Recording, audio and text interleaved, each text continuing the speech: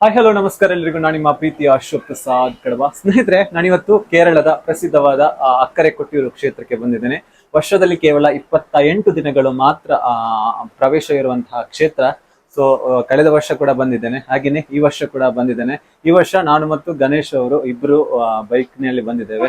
ಗಣೇಶ್ ಅವರು ಒಳಗಡೆ ಇದ್ದಾರೆ, ಫ್ರೆಶ್ ಅಪ್ ಆಗಿ ಇವಾಗ ಡ್ರೆಸ್ ಮಾಡ್ತಿದ್ದಾರೆ. ನೋಡಿ ಇಲ್ಲಿ ನಾವು ಇಲ್ಲಿ ಫ್ರೆಶ್ ಅಪ್ ಆಗ್ಲಿಕ್ಕೆ 100 ರೂಪೀಸ್ ಕೊಟ್ಟಿದ್ದೇವೆ. ಇಲ್ಲಿ ನೋಡಿ, ನಮ್ಮ ಲಗೇಜ್ ಎಲ್ಲ ಇಲ್ಲೇ ಇದೆ. ನೋಡಿ ಇಲ್ಲಿ ಗಣೇಶ್ ಅವರು ನೋಡಿ ಒಳಗಡೆ ಇದ್ದಿದ್ದಾರೆ, ಆ ಮೊಬೈಲ್ ಅಲ್ಲಿ ಚಾರ್ಜ್ ಇಟ್ಟಿದ್ದಾರೆ. ನೋಡಿ ಸ್ನೇಹಿತರೆ, ನಾವು ಇವಾಗ ಫ್ರೆಶ್ ಅಪ್ ಆಗಿ ದೇವಸ್ಥಾನದ ಕಡೆಗೆ ಹೋಗ್ತಾ ಇದ್ದೇವೆ. ಇವತ್ತು ಫ್ರೈಡೇ ಆದ್ದರಿಂದ ಅಷ್ಟು ರಶ್ ಇಲ್ಲ. ನೀವು ವೀಕೆಂಡ್ ಬಂದರೆ ತುಂಬ ರಶ್ ಇರುತ್ತೆ. ಸೊ ವೀಕೆಂಡ್ ಬರುವುದು ಸ್ವಲ್ಪ ಅವಾಯ್ಡ್ ಮಾಡಿ. ಈಗ ನೀವು ನೋಡ್ತಾ ಇರೋದು ದೇವಸ್ಥಾನದ ಪ್ರವೇಶ ಭಾಗ. ರೈಟ್ ಸೈಡ್ ಹೋದರೆ ಅಕ್ಕರೆ ಕೊಟ್ಟಿಯೂರು, ಲೆಫ್ಟ್ ಸೈಡ್ ಹೋದರೆ ಇಕ್ಕರೆ ಕೊಟ್ಟಿಯೂರು. ಇಕ್ಕರೆ ಕೊಟ್ಟಿಯೂರು ವರ್ಷ ಪೂರ್ತಿ ಭಕ್ತರಿಗೆ ಬರಬಹುದು, ಆದರೆ ಅಕ್ಕರೆ ಕೊಟ್ಟಿಯೂರು ವಿಶೇಷವಾಗಿ ವೈಶಾಖ ಮಹೋತ್ಸವ ಸಮಯದಲ್ಲಿ ಮಾತ್ರ ಓಪನ್ ಆಗಿರುತ್ತದೆ. ಇಕ್ಕರೆ ಕೊಟ್ಟಿಯೂರಿನ ಈ ಭಾಗದಲ್ಲಿ ಭಕ್ತರ ಸಂಖ್ಯೆ ತುಂಬ ಹೆಚ್ಚಾಗ್ತಾ ಇದೆ. ಈ ಟೆಂಪಲ್ನ ಒಳಗಡೆ ಹೋಗೋಕ್ಕೆ ತುಂಬ ರಶ್ ಇದೆ. ಇಲ್ಲಿ ಇನ್ನೊಂದು ವಿಶೇಷತೆ ಅಂದರೆ ಇಲ್ಲಿ ಎಲ್ಲೆಡೆ ಒಡಪು ನಮಗೆ ಕಾಣಸಿಗುತ್ತದೆ. ನೋಡಿ, ಎಲ್ಲ ಅಂಗಡಿಗಳು ಇದೆ. ಇದು ಬಿದಿರಿನ ನಾರಿನಿಂದ ಇಲ್ಲಿ ಜನರು ಮಾಡಿರ್ತಾರೆ.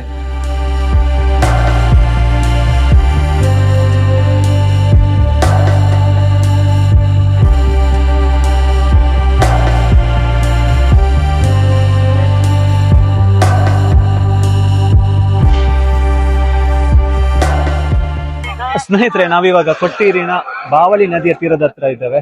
ಇಲ್ಲಿ ಒಂದು ವಿಶೇಷ ಅಂಶ ಅಂದ್ರೆ ಈ ಕಲ್ಲನ್ನು ನೋಡಿ, ಪರಸ್ಪರ ಈ ತರ ಒತ್ತಿದ್ರೆ ನಮಗೆ ನೋಡಿ ಭಸ್ಮ ತರ ಬರುತ್ತದೆ. ನೋಡಿ, ಇದು ಇಲ್ಲಿ ಒಂದು ವಿಶೇಷ ಹೇಳ್ಬೋದು. ನೋಡಿ, ಇಲ್ಲಿ ಯಾವುದೇ ಕಲ್ಲನ್ನು ನೀವು ಈಗ ಇಲ್ಲಿ ಭಸ್ಮ ಬರುತ್ತದೆ. ಸ್ನೇಹಿತರೆ, ಈ ಬಾವಲಿ ನದಿಯಲ್ಲಿ ಸ್ನಾನ ಮಾಡಿ ಇಲ್ಲಿಯೇ ಹಳೆಯ ಉಡುಪುಗಳು ಅಥವಾ ಒಳ ಉಡುಪುಗಳು, ಚಪ್ಪಲಿಗಳನ್ನು ಇಲ್ಲಿಯೇ ಬಿಸಾಡಿ ಹೋಗ್ತಾರೆ. ನೋಡಿ ಎಷ್ಟು ರಾಶಿ ರಾಶಿ ಬಿದ್ದಿದೆ ಅಂತ. ದಯವಿಟ್ಟು ಇಲ್ಲಿಗೆ ಬರುವವರು ಈ ರೀತಿಯ ಕೆಲಸ ಮಾಡಬೇಡಿ. ಇದು ಒಂದು ಪವಿತ್ರ ಸ್ಥಳವಾಗಿದ್ದು ಸ್ವಚ್ಛತೆಯನ್ನು ಕಾಪಾಡುವುದು ನಮ್ಮೆಲ್ಲರ ಕರ್ತವ್ಯವಾಗಿದೆ.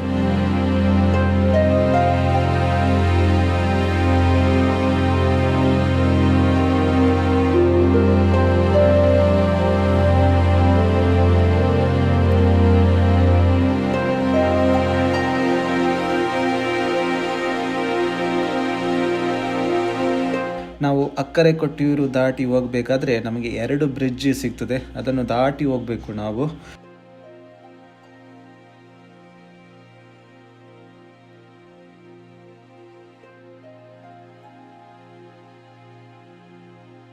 ಇದು ನೋಡಿ, ದೇವಸ್ಥಾನದ ಎಡಭಾಗದಲ್ಲಿ 2 ಆನೆಗಳನ್ನು ನಿಲ್ಲಿಸುವಂತಹ ಜಾಗ. ಇದು ದೇವರ ಬಲಿಯ ಸಂದರ್ಭದಲ್ಲಿ ಆನೆಗಳು ದೇವರಿಗೆ ಬಲಿ ಬರುತ್ತದೆ.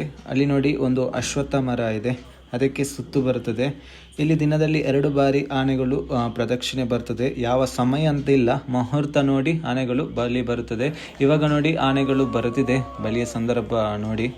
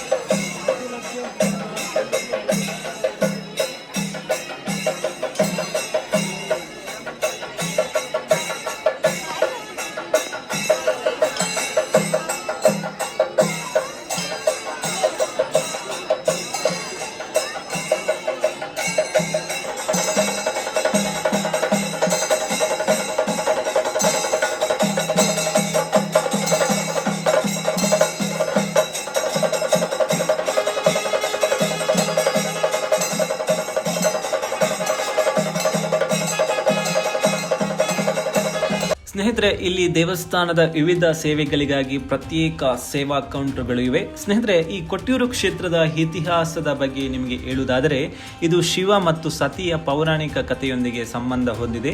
ಪುರಾಣಗಳ ಪ್ರಕಾರ ದಕ್ಷ ಪ್ರಜಾಪತಿಯ ಯಾಗ ನಡೆದ ಸ್ಥಳವೇ ಈ ಕೊಟ್ಟಿಯೂರು ಕ್ಷೇತ್ರ ಎಂದು ನಂಬಲಾಗಿದೆ. ಶಿವನ ಪತ್ನಿ ಸತಿ ತನ್ನ ತಂದೆಯ ಯಾಗದಲ್ಲಿ ಅವಮಾನಕ್ಕೊಳಗಾಗಿ ಯೋಗಾಗ್ನಿಯಲ್ಲಿ ದೇಹತ್ಯಾಗ ಮಾಡಿದರು. ಈ ಘಟನೆಯ ನಂತರ ಶಿವನು ಅಪಾರ ಕೋಪಗೊಂಡು ವೀರಭದ್ರನನ್ನು ಸೃಷ್ಟಿಸಿ ಯಾಗವನ್ನು ಧ್ವಂಸ ಮಾಡಿಸಿದನು. ಈ ಪೌರಾಣಿಕ ಘಟನೆಯ ನೆನಪಿಗಾಗಿ ಇಲ್ಲಿ ಸಾವಿರಾರು ವರ್ಷಗಳಿಂದ ಪೂಜೆ ಉತ್ಸವಗಳೆಲ್ಲ ನಡೀತಾ ಇದೆ. ಅಕ್ಕರೆ ಕೊಟ್ಟಿಯೂರು ದೇವಸ್ಥಾನದಲ್ಲಿ ಇಂದಿಗೂ ಶಾಶ್ವತವಾದ ಕಟ್ಟಡಗಳಿಲ್ಲ. ಪ್ರಕೃತಿಯ ಮಧ್ಯೆ ನದಿ ತೀರದಲ್ಲಿ ನಡೆಯುವ ಪೂಜೆಗಳು ಈ ಕ್ಷೇತ್ರದ ವಿಶೇಷ ಆಕರ್ಷಣೆ. ಇದೇ ಕಾರಣಕ್ಕಾಗಿ ಕೊಟ್ಟಿಯೂರು ಕ್ಷೇತ್ರವನ್ನು ದಕ್ಷಿಣ ಕಾಶಿ ಎಂದು ಹಲವಾರು ಕರೆಯುತ್ತಾರೆ. ಇದು ವರ್ಷದಲ್ಲಿ ಕೇವಲ 28 ದಿನಗಳು ಮಾತ್ರ ಓಪನ್ ಆಗಿರುತ್ತದೆ.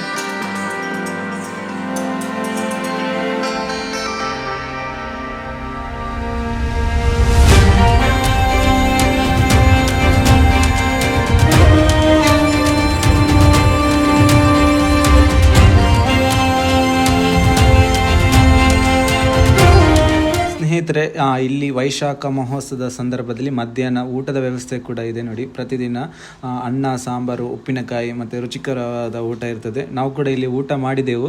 ತೆಂಗಿನ ಗರಿಗಳಿಂದ ನಿರ್ಮಿಸಲ್ಪಟ್ಟ ಈ ಚಿಕ್ಕ ಕೊಠಡಿಗಳಲ್ಲಿ ಊಟ ವಿತರಣೆ ಆಗ್ತಾ ಇದೆ. ಕೂತ್ಕೊಂಡು ಊಟ ಕೂಡ ಮಾಡ್ಬೋದು ಇಲ್ಲಿ. ಸ್ನೇಹಿತರೆ, ನೀವಿಲ್ಲಿ ನೋಡ್ತಾ ಇರ್ಬೋದು ತೆಂಗಿನ ಗರಿಗಳಿಂದ ನಿರ್ಮಿಸಲ್ಪಟ್ಟ ಚಿಕ್ಕ ಚಿಕ್ಕ ಕೊಠಡಿಗಳು. ಇದು ದೇವಸ್ಥಾನದ ಸುತ್ತ ಕೂಡ ಇದೆ. ಇದರ ಕೊಠಡಿಯ ಒಳಗಡೆ ವಿಶ್ರಾಂತಿ ಕೊಠಡಿ ಅಥವಾ ಪಾನೀಯದ ವ್ಯವಸ್ಥೆ, ಹೆಲ್ತಿಗೆ ಸಂಬಂಧಪಟ್ಟಂತಹ ಸೇವೆಗಳು ಮತ್ತು ಊಟದ ವ್ಯವಸ್ಥೆಗಳು ಕೂಡ ಇಂತಹ ಕೊಠಡಿಗಳ ಒಳಗಡೆ ಇರ್ತದೆ.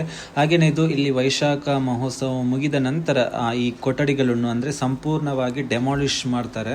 ಗೈಸ್, ಕೊಟ್ಟಿಯೂರಿಗೆ ಬಂದವರು ಪ್ರತಿಯೊಬ್ಬರು ಈ ವಡಪ್ಪವನ್ನು ತಗೊಳ್ತಾರೆ ನೋಡಿ. ಇದು ಆಕ್ಚುಲಿ ದಕ್ಷಿಣ ಗಡ್ಡ ಅಂತ ಇಲ್ಲಿ ನಂಬ್ತಾರೆ. ಇಲ್ಲಿ ಕೊಟ್ಟಿಯೂರಿಗೆ ಬರುವವರು ಪ್ರತಿಯೊಬ್ಬರು ಇದನ್ನು ತಗೊಂಡು ಹೋಗ್ತಾರೆ. ಇದಕ್ಕೆ ತುಂಬಾ ವೆರೈಟಿ ಇದೆ. 25, 60, 100 ಹಾಗೆ ಎಲ್ಲ. ಸೊ ದೊಡ್ಡದಕ್ಕೆ ಸ್ವಲ್ಪ ಕಾಸ್ಟ್ಲಿ ಆಗಿರುತ್ತದೆ. ಸೊ ಹಾಗೇನೆ ಇಲ್ಲಿ ಮತ್ತೊಂದು ಏನಾದ್ರು ಕಾರ್ ಅಥವಾ ಬೈಕ್ ನಿಲ್ಲಿಸಬೇಕಾದ್ರೆ ಇಲ್ಲಿ ಪಾರ್ಕಿಂಗ್ ಚಾರ್ಜ್ ಮಾಡಬೇಕಾಗುತ್ತೆ. ಬೈಕಿಗೆ ಆದ್ರೆ 25. ಗಾಡಿ ನಿಲ್ಲಿಸಿದ್ದಾರೆ ನೋಡಿ. ಇದು car parking actually 100 rupees, two ವೀಲರ್ಗೆ ಆದ್ರೆ 25 ನೋಡಿ. ಇಲ್ಲಿ ಪ್ರತಿಯೊಂದು ಲೆಫ್ಟ್ ರೈಟ್ ಎಲ್ಲ ಇರುತ್ತೆ ನೋಡಿ. ಇಲ್ಲಿ ಈ ಕಡೆ ಎಲ್ಲ ನೋಡಿ ಪಾರ್ಕ್ ಮಾಡಿದ್ದಾರೆ ನೋಡಿ. ಇಲ್ಲಿ ನಮ್ಮ ಬೈಕ್ ನೋಡಿ ಇಲ್ಲಿದೆ ನೋಡಿ.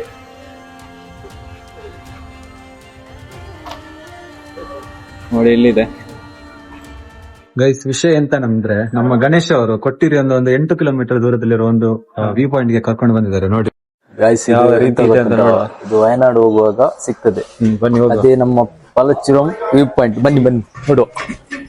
ಸರ್ಪ್ರೈಸ್ ಬನ್ನಿ ಬನ್ನಿ ನೋಡಿ ನೋಡಿ ನೋಡಿ ನೋಡಿ ನೋಡಿ Palachiram view point. Wow, it's beautiful. View point guys, ಅಲ್ಲಿ ನೋಡಿ ಗೈಸ್, ಅಲ್ಲಿ ನೋಡಿ ನಾಯಿ ಕೆಳಗೆ ನೋಡಿ. ಈ ಕಡೆ ಹೋಗ್ಬೋದು, ಆ ಕಡೆ ಹೋಗ್ಬೋದು. ಇಲ್ಲಿ ಬನ್ನಿ ಇಲ್ಲಿ ಬನ್ನಿ ಕೆಳಗಡೆ ಮನೆ ಆಯ್ತಾ ನೋಡಿ. ಕೆಳಗೆ ಮನೆ 2 ಫ್ಲೋರ್ ಇದ್ದು ಟ್ಯಾರಿಸ್ ಕಟ್ಟಿ ಪಲಚುರಂ ವ್ಯೂ ಪಾಯಿಂಟ್ ಅನ್ನು ನೋಡಿ ಇಲ್ಲಿ ನೋಡಿ ಎಂಜಾಯ್ ಮಾಡಿ. ಇದೆ ನೋಡಿ.